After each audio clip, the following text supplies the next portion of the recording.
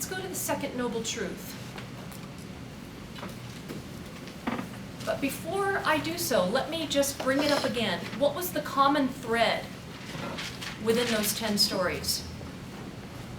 Michelle. That they were suffering from like a realm of worldly exterior addiction. Oh! And I love that she said the word addiction. And I think we can rightfully Point that out as a common thread connecting up these 10 stories, the houses of pain as I kind of call them. That they were all suffering, and it was all kind of a self-inflicted suffering. That's really the point. Most of our suffering is self-inflicted. That they were all suffering from the self-inflicted pain that was mostly due to some sort of addiction, external kinds of addictions. What is an addiction? We don't need to complicate things here. We can say it's a compulsion, it's an obsession with something, or it's a really, really, really, really strong desire. In Buddhism, the word clinging, craving. Clinging and craving are used very often to describe this. So that's a perfect way to bring us into the second of the Four Noble Truths. So there are two words that you'll often find for this in various textbooks, either tanha or trishna. And we can pick one of the words just to kind of have a reminder there, and then we'll give it more breadth and depth. Let's go with clinging, shall we? Clinging. Clinging and addiction, we're talking about really the same thing here, just degrees of intensity. You know, one of the spiritual books of Buddhism is called the Dharmapada, and he talks about nipping our compulsions, our compulsive drives at the root, cutting them off at the root and learning not to feed them and to nurture them by constant response. And we've all got them. You know, every time we feel wiggly or itchy or I've got to go do this or I've got to go do that or I've got to go do that, and we answer it, we just further engrave the habitual tendency. That's what we're talking about here in the second noble truth. He's building this up like a doctor's prescription. First he's diagnosing, and then he will prescribe. And actually I want to kind of interrupt myself by pointing that out. Pointing out that he is pointing the way out of suffering. Because a lot of people here, like my houses of pain, I mean, those weren't very happy stories, were they? But I wrote them because I think that they bring to light kind of the common stuff that people deal with, the everyday suffering that is very real and very tangible, and not somewhere out there, the starving children in that country over there. It's, you know, it's the psychological suffering that is our own, that is our friend's own, and our neighbors, and our parents, and you know, who doesn't know somebody that's taking something for depression or anxiety, or dealing with financial troubles, or relationship troubles, or some worry about school, or whatever it is. You know, dukkha is everyday stuff, and so the stories were meant to convey that. But here's what I wanted to say. A lot of people hear this talk about suffering. You know, dukkha is suffering. We already explained, you know, the depth of that. And they think, wow, that's kind of a depressing philosophy. Wow. Well, no, because he was pointing the way out. You see, first he'll diagnose. He'll say what the problem is. But do you know the difference between a diagnosis or a description, as we say in philosophy, and a prescription? What's the difference between a description and a prescription? And a prescription is saying, well, here's what ought to be done then. And that's kind of what a doctor does. A diagnosis would be the counterpart of description. Oh, let's see there, what you got there? Oh, okay. And then he will prescribe. All right, put this cream for 10 days. You know. So first he diagnoses, and then he says what you should do if you want it to get better, right? And that's really the format that Buddha's Four Noble Truths take. They take the form of kind of a doctor's a logical prescription or a doctor's prescription, because he's diagnosing, and part of that diagnosis is recognizing why we are self-inflicting ourselves with pain and suffering. Why would we do that? Clinging. And it's funny because in the Western world, there's a tendency, this is so different. I really enjoy, I point out the contrasting point to this, because it greater highlights what I'm trying to say and the teachings that I'm trying to illuminate here. In the West, we have a tendency, because that's something we value, individual rights. So we have a tendency to say, well, hey, it's my right to do what I want, and to buy what I want, and to take what I want, whether it's drugs or whether it's promiscuous sex or whether it's any kind of addiction that you happen to have. Hey, it's my right. I'm not hurting anybody. And I understand that position. So it's a very libertarian position, and it's a worthwhile position. And it certainly has its place. But we're not really talking politics here. We're talking about how we can liberate ourselves from chronic angst. And this is a very different way of looking at the need to go after pleasures. Because clinging and craving really brings us into the addictive realm. And I think it's worthwhile to note that, hey, it's just supply and demand. We live in a world of hyper media seduction, where at every turn we are bombarded by media billboards, radio advertisements, television commercials that all tell us what? If you wear these shoes, you'll be happy and women will like you. There's funny commercials with the men who they dye their hair and they get the right look with the gray. Oh, it's hilarious. Or they're bald and they're finally able to grow hair, and as soon as they grow the hair, they show them sitting by the pool with sexy bikini women on either side of them. So we're bombarded with these messages, subtle and some not too subtle, telling us that as soon as we do this thing, improve our appearance, then women will fall all over you and buy the right shoes and buy the right expensive food and take this drug for whatever ails you. Just don't worry if you'll drop dead from the side effects. Just,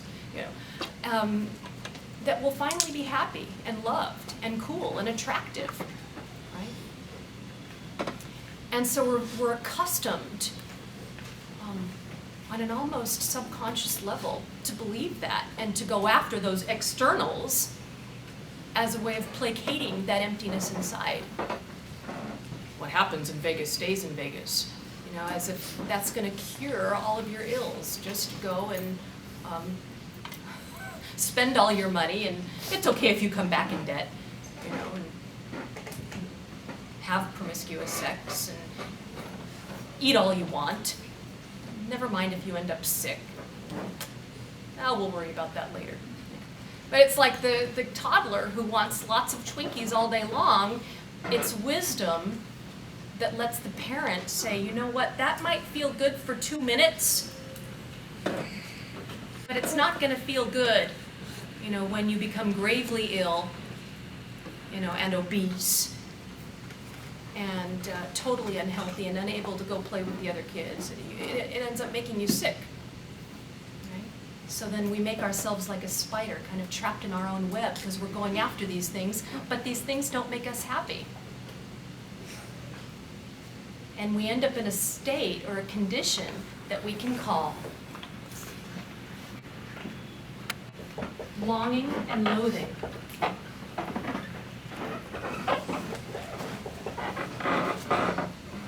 I long for this. Oh, I long for things to be the way they were. Oh, I long to be a millionaire. If only I can win the lotto, then I'll be happy, right? If only I can get the nose job, then I'll be happy. If only I can get him to call me, I'll be happy.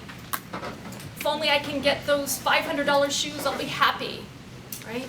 So I'm longing. I'm also longing for things to be the way they were, for my situation to be different, to finally take that vacation that I can't afford. I'm longing for things, for something to fill that gap, that gaping hole. Or I'm loathing. I don't like the way, this is boring, this is hot, she talks too much, she does, right? Loathing the situation. I hate the school, it's too crowded, the parking's bad. And that's really what I kind of had you guys tune into when we did the scripted meditation. Because the third step to that, remember I had you go through, first we labeled those thoughts as either past thoughts or future thoughts, but then what was the third step to that? Does anybody remember? Jay.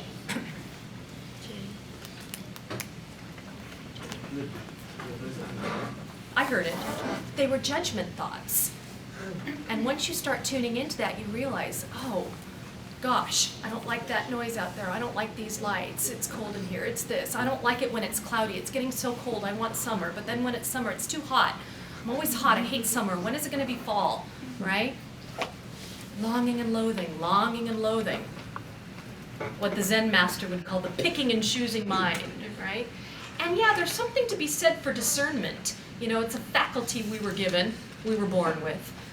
I'm not exactly talking about the power of discernment. I'm talking about this deeply ingrained habit of not being with what is, not being okay with what is, not being able to move with life as it moves, trying to have it some other way that won't be, that can't be, that shan't be. As you pointed out, if we're suffering because of this, well then what's the logical next step? You can probably already see into it. Well, then I must learn to stop clinging. Right? So, yeah, there's a connection there for sure.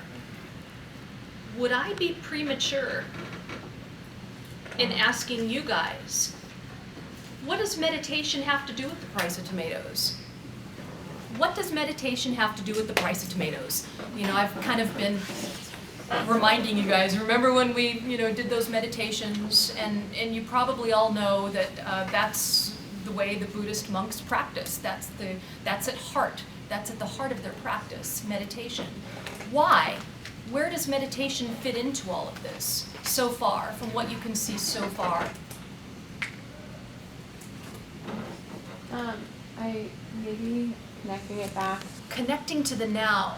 I love that. I want to kind of highlight that and pause on that and build on that. You want to build on that?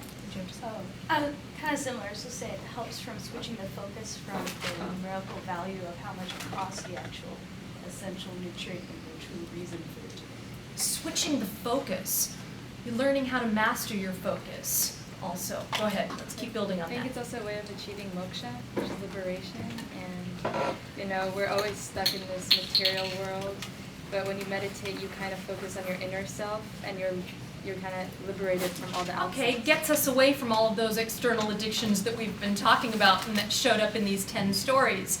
And let's look a little more closer. The aging supermodel. Is she going to stop herself from aging? No. She's living in a fantasy world, to be quite frank about it. And she's trying to be what she is, or what she can't be any longer. Let's put it that way. And all of that money that she's spending on all of those plastic surgeries could be spent in retraining. There must be something else that she can do or that she loves. And even if she needs the money, to train or to get a degree or something, all of that energy and focus and finances could be redirected. And that's just kind of how the world works. Well, that's how she makes her money. Well, the typewriter businesses went out of business, but the clever ones were able to segue into the new market. That's what happens every time computers change. The smart ones are able to kind of turn their attention over here, and it's supply and demand again. So we're moving with it, and you're able to be prosperous and walk a little easier because of that, as opposed to kind of going against. Like when you're trying to get out of a riptide and you're going against, that's not going to work very well, right? You're longing for things to be the way they were. You're longing for some false reality that simply can't be. We all are going to age. And that's what he's attempting to answer in the second of the Four Noble Truths, that because we have this kind of habit that we've gotten ourselves, like a spider getting caught in her own web, we've kind of gotten ourselves caught in the world of fantasy, to use your own world, because we've been told that when we get these things, that when we get more money, that when we get our vacation, that when we get that write-up, or when we get famous, that finally, man, things are going to be so great. But are they ever? No. We are not in touch with reality at that moment, which is why there's a Buddhist book called Wherever You Go, There You Are. And it's so true, because it's all in our heads and the stories we tell ourselves. And so there's no sense in idolizing, this rich people who've got this, and they're driving their sports cars, and they're in Monte Carlo, but you know what? Wherever they go, there they are. And maybe they've got their addictions, they've got their dysfunctional relationships, and this one's hooked on crack, and this one's hooked on porn, and this one's on Prozac, and this one, oh God, haven't you seen the same old, it's a sad, sad thing, but in the celebrity world, we've kind of got it in our faces because they're in the limelight. But it's a sad reminder of how all the money and fame in the world doesn't diminish those problems. They're still addicted, and this one's in court, and this one just got arrested, and this one's drunk again, and So the thing is that if you don't pull it from its root and look at this tendency to look, like that old country western song, looking for love in all the wrong places, we kind of observe ourselves and say, okay, I have this idea that if I keep feeding these habits, these addictions, my need for distraction, my need for entertainment, my need for gustatory pleasures, my need for more of whatever it is you want more of. And it only increases my pain in the long run. It might feel good for about 40 seconds while you're chewing it, and then you feel sick, and then you wonder why you did it, and then you don't feel healthy, and you need to change your habits. You're making yourself sick, or you're making yourself addicted, you're making yourself obese, you're making yourself miserable. It doesn't work, and you know it.